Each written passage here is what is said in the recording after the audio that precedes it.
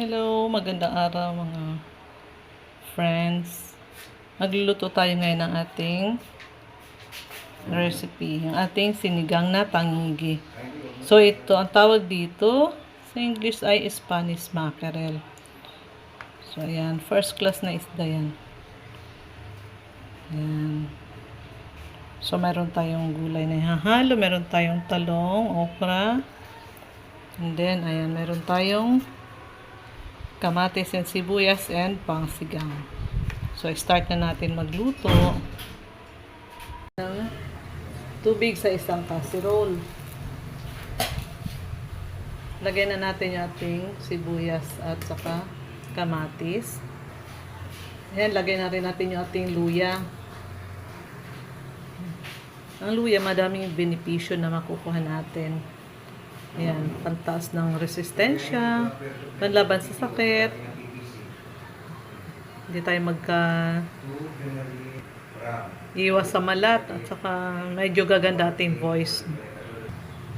So ayan, kumukulo na ulit. Lagay na natin yung ating gulay. So unahin natin yung gulay. So ayan, sunod natin agad yung ating tangigi. So malaking isda ito. Ayan, slice lang.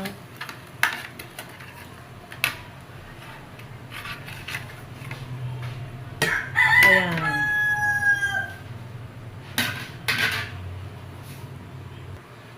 So, ayan, lagyan agad natin ng pang-asim. Ayan, isang sachet nito. Ayan, so, lagyan din natin agad ng salt. So, ayan, lagyan natin ng asin. Ayan, lagyan na rin natin ng onting patis. Ayan, pampalasa lang yan.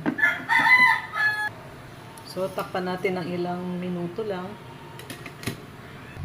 So, ayan, buksan natin. Tingnan natin kung pwede nang hanguin. Then, tikman na lang natin.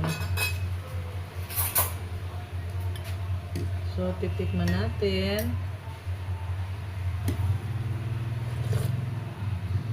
Sakto lang ang asin. Sakto lang din ang alat. At saka may kagat ng sarap ng luya.